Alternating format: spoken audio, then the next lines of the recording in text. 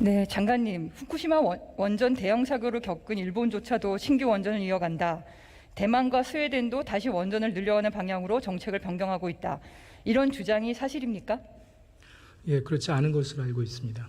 네, 구체적으로 좀 말씀해 주시겠습니까? 의원님 아시다시피 일본 같은 경우에는 후쿠시마 사고 이후에 원전이 54기가 있었는데 현재 가동 중인 원전은 9기, 또 그중에 지금 중단이 또 일부 돼서 한 5기 정도만 가동이 되고 있습니다. 그래서 원전에 대한 전체적인 발전원에서의 그 비중이 대폭 지금 축소된 상황이 있고요. 중장기적으로도 아마 20% 내외로 아마 당초의 50%보다 훨씬 낮은 비중으로 좀 유지할 계획으로 있는 것으로 알고 있습니다. 또 그 밖의 나라들도 특히 이제 OECD 회원국들 같은 경우에는 36개 회원국 중에 26개 국가가 원전을 가지고 있지 않거나 원전을 축소하고 있는 이런 추세에 있습니다. 그래서 전반적으로 원전의 비중은 좀 낮아지고 있다 이렇게 보고 있습니다.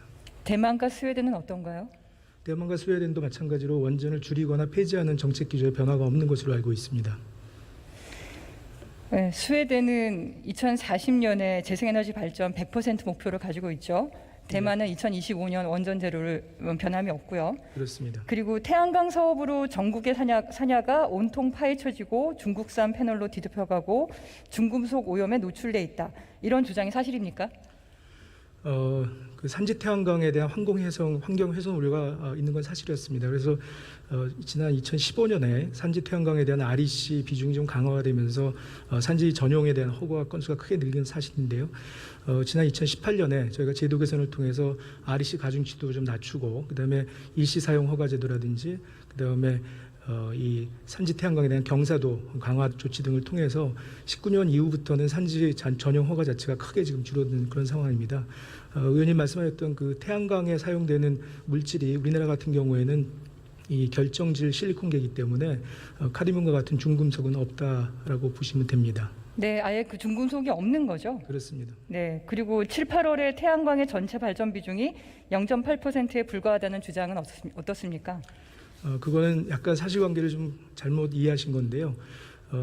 그 일사량이 많이 줄어든 전력 피크가 이제 여름철에는 한 17시 정도에 오는데 17시에는 이제 일사량이 많이 줄어듭니다. 그래서 17시에 태양광의 발전 비중을 따졌을 때 그 정도가 됩니다. 그렇지만 여름철 전체적으로 태양광의 발전 비중은 한 3.5% 정도 되는 것으로 이렇게 파악을 하고 있습니다. 네, 재생에너지는 기후위기를 헤쳐나갈 생명줄과 같은 거거든요.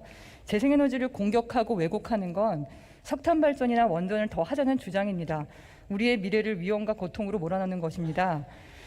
차관님, 현 정부에서는 탈원전 정책을 위해서 온실가스 배출의 주범인 석탄 발전을 늘리고 있다. 이렇게 또 주호영 원내대표가 얘기하셨어요. 그건 사실과 좀 다릅니다. 이번 문재인 정부 출범 이후에 신규 석탄 발전소에 대한 인허가를 금지한 바 있고요. 그다음에 노후 석탄 발전소 10개에 대한 조기 폐지를 지금 추진을 하고 있습니다. 그래서 석탄 발전소를 늘리고 있다라는 것은 사실과 다르다는 점을 말씀드리겠습니다.